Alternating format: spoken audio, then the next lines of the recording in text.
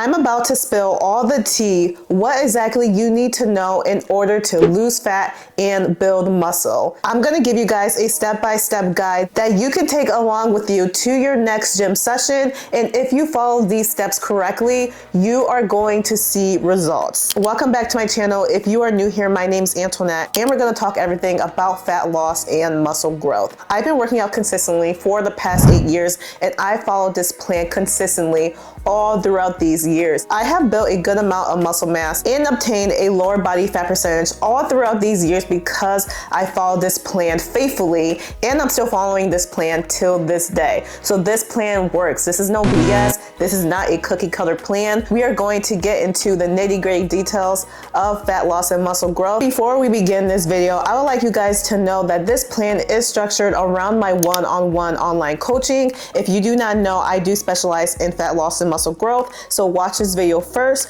If this workout plan is something that interests you, would like to have a little bit more help, a little bit more personalized plan, then please fill out my coaching links right down below. The inquiry form down below just takes a few minutes to complete, so make sure you guys go ahead and apply to my online coaching so that way I can help you reach your dream body. But let's hop right into the video. So there's a lot of information when it comes to fat loss and muscle growth. There isn't no one size fits all because everybody's different. Everybody has different goals within the whole aspect of fat loss and muscle growth. So it doesn't make sense for us to all follow the same exact plan, the same exact steps, because we're all unique human beings. We all have different goals in mind. Some things in this plan may need to be personalized to your liking. Just keep that in mind when you follow any kind of plan that you find online. The first portion is what exactly are your goals and what is your main focus point. So before you even hop into a workout routine, before you start your fitness journey, you have to know what your goals are. Like, what's the reason you're going to the gym? Is your overall goal to build up your cardiovascular health? Maybe you want to gain muscle mass in your lower body. Maybe simply you have stubborn belly fat that you want to lose. So pause this video and write down exactly what your overall goal is. What is your main focus point? So you have your overall goal, but now we have to get more specific with it. So your main focus point could be you want to grow your glutes. Maybe you really want to get more toned and defined arms. Maybe you want to lose 10 pounds within the next few months. So again, pause this video and write down what is your main focus point. What is something that you specifically want to obtain during your fitness and health journey? Now, since you figured out your goals, it makes it a lot easier to make short-term goals to obtain your long-term results. How often should you train each muscle part? Now, when it comes to training, it is very imperative that you know that in order for muscle to grow, you need to allow it to rest and recover. Muscle grows at rest. It doesn't necessarily grow in the gym. When you are training in the gym, you are tearing down and ripping down those muscle fibers, but when you are at home and you are resting, you're taking time to recover. That is when the muscle starts to repair and rebuild itself. And that is when muscle starts to grow. So keep that in mind when you are trying to overtrain or maybe do 3 or 4 leg days. You do not have to do that much because that's kind of defeating the purpose of muscle growth. Always remember that muscle grows at rest. So having enough rest days throughout the week is so important. So the standard amount of time that you need to train each muscle part is no more than 1 to 2 times a week. I've seen a lot of people say, hey, you can train glutes 3 or 4 times a week to build the most muscle. But me personally, I do not recommend that because there's going to be a time where you're overworking the muscles and the muscles are not going to have enough time to properly rest and recover. So only train each muscle part 1 to 2 times max a week and you are going to obtain the best results. Now, when it comes to your core is a little bit more lenient when it comes to training. Now, I would still say do not overtrain them because at the end of the day, it's still a muscle that still needs recovery time just like any other muscle. But our core is something that we use in everyday life. We are using our core basically in any kind of activity that we're doing. So this is a more lenient muscle that you can probably get away with training about 3 to 4 times a week. But like I said, make sure you're still giving it enough rest days throughout the week so that way it can properly recover. Now, just depending on what your main focus point is and what your goals are, there may be some muscle parts that you train more than the others. So for example, if if you really want to grow the size of your quads, I would recommend training them 2 times a week. But let's say your shoulders or arms, you're not really interested in growing it too much, I would say still train them, but back it down to just once a week. So that way we're not obtaining any muscle imbalance. So only train each muscle part 1 to 2 times a week. You will be able to build amazing results in the gym. Now we're going to be talking about rest and recovery, which we just went over a little bit in the last point, but how much rest do you need throughout the week in order to properly obtain muscle growth? So we need at least 48 to 72 hours of complete rest before training another muscle group. So let's say that you're training quads on Monday, you're training lower body on Monday, wait until at least Wednesday to train lower body again. Me personally, I like to wait 72 hours. So if I am training legs on Monday, I'm going to wait at least Thursday to train it again. Throughout these 8 years, I just feel like this works best for me. My leg days are pretty intense, you know, so the more rest I get in between each leg day, the better my body feels. Like I'm not super sore, I'm not tight. Having at least 3 days in between my leg days has been working perfectly for me. Now we're going to be talking about reps and sets. How many reps do you need to be doing in order to lose fat and build muscle? And how many sets is necessary for overall growth? Well, this all depends on what specifically your goals are and what do you want to achieve. So if you're someone that likes to do strength training, heavy lifting, powerlifting like myself, then it's best to stick around the 3 to 5 rep range in order to build muscle mass. But if you're someone that is in the hypertrophy type of training and you want to see muscle definition, then I would say around the 8 to 15 rep range is the perfect amount of reps that you need to be doing. Or if you like a mixture of both, then you can do both strength and hypertrophy training.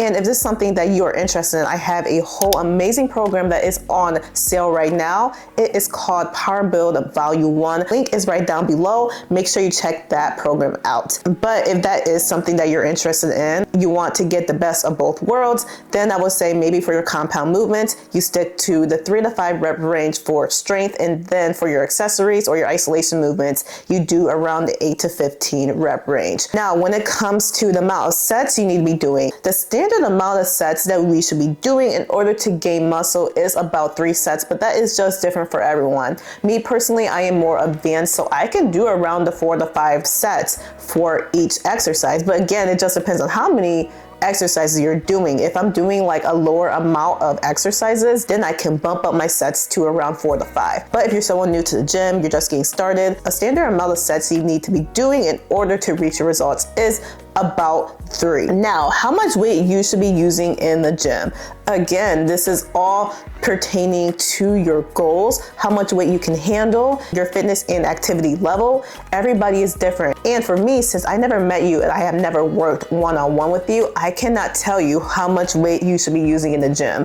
This is something that you have to figure out for yourself. And yes, I know that can be intimidating, but if you follow the +5 -5 rule, it's going to make everything more clear. So if you don't know what the +5 -5 rule is, I made this up for my clients so that way they can kind of have a better understanding of how much weight they should be using without relying on me solely. So basically, let's say that you have a set of 10 reps. If you can get through the reps easily, quickly, you can hold a conversation in between those reps with the amount of weight that you're using, then most likely that weight is not challenging enough for you. So go ahead and increase the weight by 5 pounds. Keep increasing the weight by 5 pounds until you start to feel more challenged, but make sure that your form is not compromised. Now let's say that you're doing 10 reps within a set and the weight feels pretty heavy within the first couple reps. The weight you're using may be too challenging for you, so go ahead and decrease it by 5 pounds.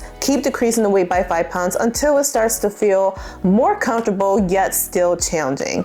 And now the last part, say again, you're doing a set of 10 and the last few reps, like around the 7 to 8 rep range, that's when it starts to get challenging. Now, if it's like that, if the weight is challenging within the last few reps, that is perfect. So that is a weight you want to stick by. And that is how you figure out how much weight you need to be using in the gym. Use the +5 -5 rule. And since compound movements, we're usually using more weight, use the +10 -10 rule. But I've been using this rule for my clients clients for years now. And then when I give them a weight recommendation, they don't have to completely rely on it, because when we're at the gym, some days you might feel super strong. Some days you might feel a little bit like, I don't feel as strong as I did last week. And that's totally normal. So that's why I like to give the recommendation, but I tell them use the +5 -5 rule for the days that you really don't feel too strong, or maybe you're just not feeling it. So that way it kind of gives them like a little bit more leadway and a better understanding of how much weight they should push. Now in this next section of the video, we're going to be talking about warm-ups. So we also know that warming up your body before you hop into a workout is so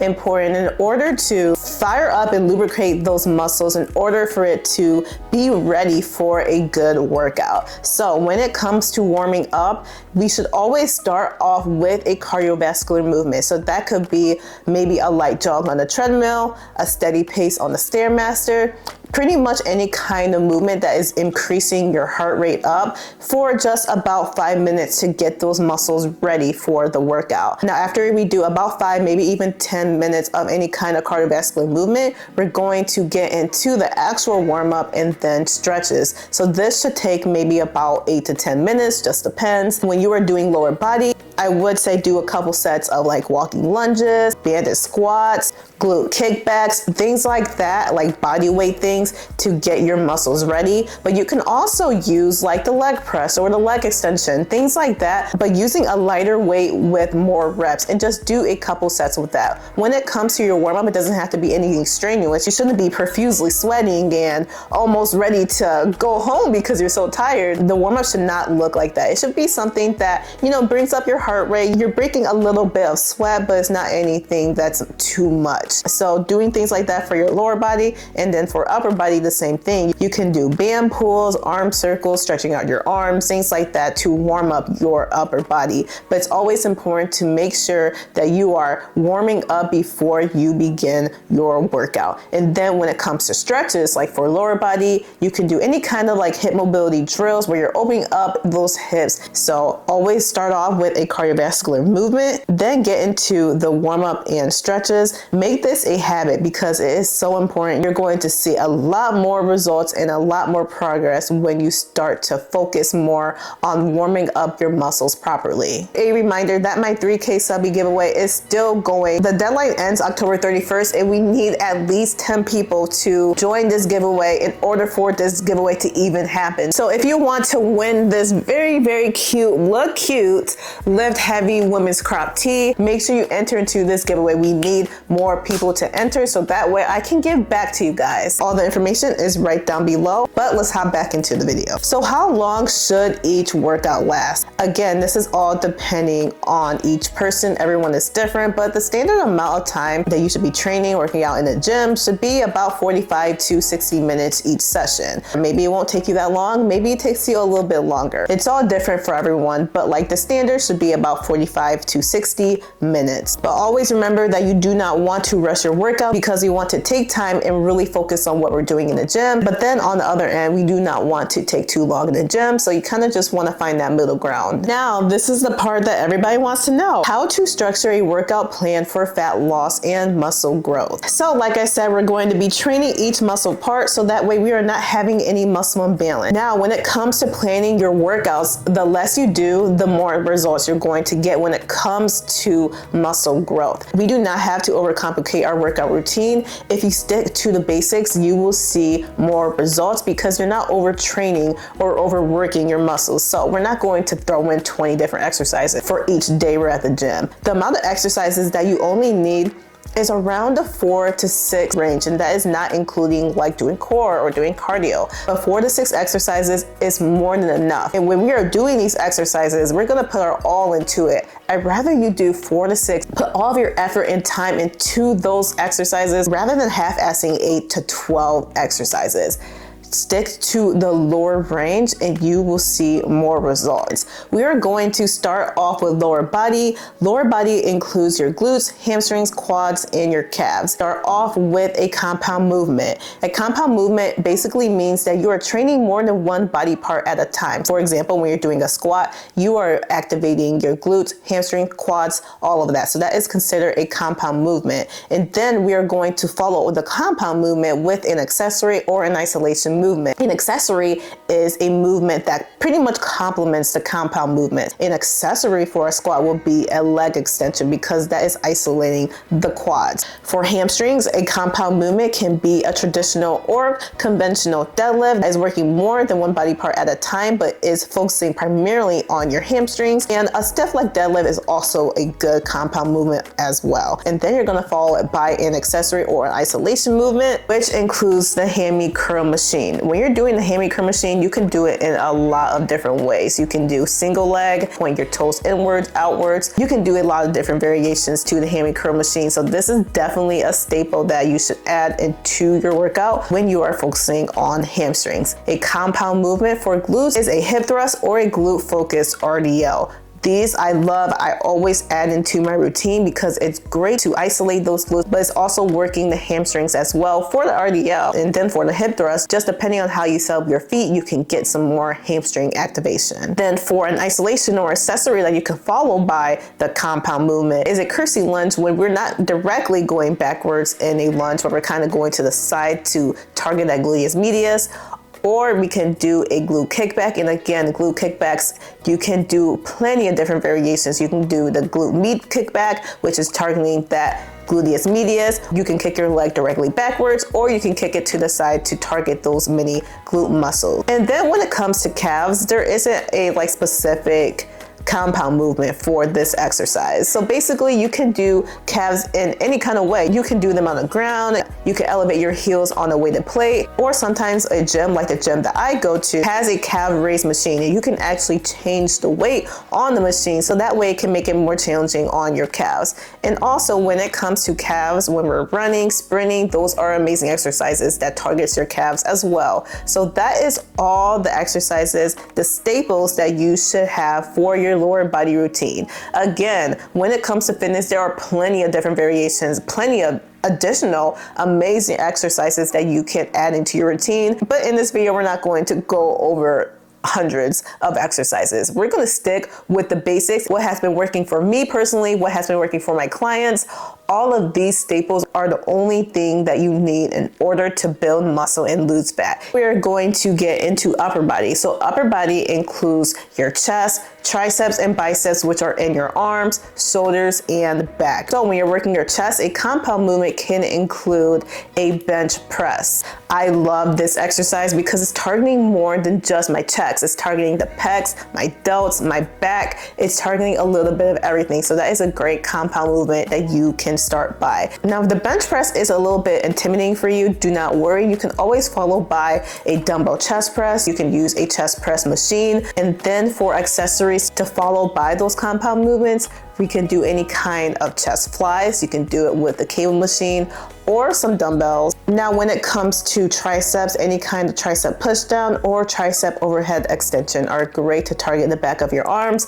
And then for biceps, any kind of bicep curl or hammer curls are great as well. When it comes to shoulders, you can start off with a shoulder press. You can use a machine or you can use dumbbells, and then any kind of lateral raise or front raise to make sure we're targeting those delts are great shoulder exercises. And last but not least, for our back, I like to do bent over back rows. It's a pretty good staple, along with lat pull down to target the biggest muscle in our back, which is the latissimus dorsi, or seated cable rows. Those are all amazing exercises for your upper body. And again, these are staples that we can stick by, but of course we can always throw in different variations for each muscle group. And of course we have to talk about core as well. We have to train our midsection. Our midsection is the most important. It's going to help us improve our balance and stability. It helps improve your athletic performance in the gym. Having a strong core is like the staple when it comes to fitness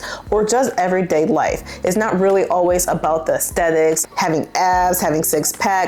It's a little bit more than that. And if you're training your core correctly, you're going to see a huge difference in just your overall performance in the gym. So any kind of like planks, flutter kicks, V-ups, you know the drill. Any kind of movement for your core is an amazing thing that you should do. It's something that you want to add into your routine. And like I said, you can get away with training your core a little bit more often than training a muscle group. So always make sure you are adding in some core and abs throughout your workout routine. And last but not least, this last portion of the video is cardio. How much cardio should we do in order to actually lose fat? This just depends on your goals. If your goal is to only lose 10 pounds, you might can get away with doing a little bit less cardio than someone that needs to lose like 50 to 100 pounds. It's all pretty much personalized, but just remember, when it comes to cardio, it doesn't matter if your goal is to not lose fat at all. We all need cardio in our routine. This is something that we should not skip out of because it's good to build up our cardiovascular health, so that way we are obtaining a healthy heart. Make sure you are never skipping out on your cardio.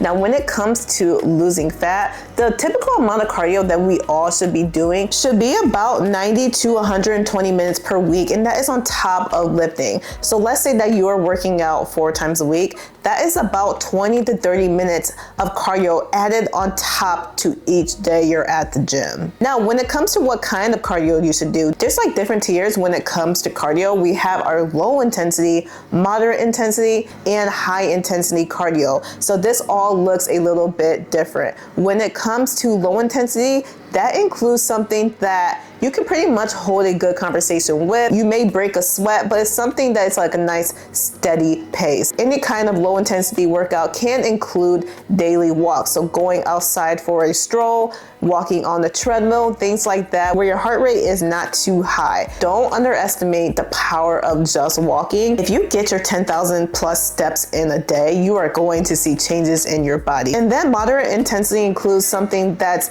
a little bit more intense, but not too much to the point where you're like completely out of breath. Heart rate is a little bit up, something that's like a nice and steady pace. So having like a good pace on the Stairmaster or using the elliptical, using the bike, and just making sure you're having a nice, good, steady pace. That is considered a moderate intensity. And then high intensity includes things that is pretty much high intensity, something like sprinting on a treadmill, doing hot Pilates, or doing any kind of like high intensity interval training circuits. That is considered high intensity. Now, we still want to include high intensity into our routine, so that way we can boost our metabolism, boost our heart rate, and obtain faster results. So a mixture of everything is what you want to keep in your routine. That was a lot of information. I hope you guys actually took time to write down some tips and tricks in order for you to lose fat and build muscle. And of course, I had to make a free plan just for you. This free guide is basically going over the whole video, so that way it simplifies this video and makes it a lot easier for you. So make sure you go ahead and get that free plan. The link is right down below,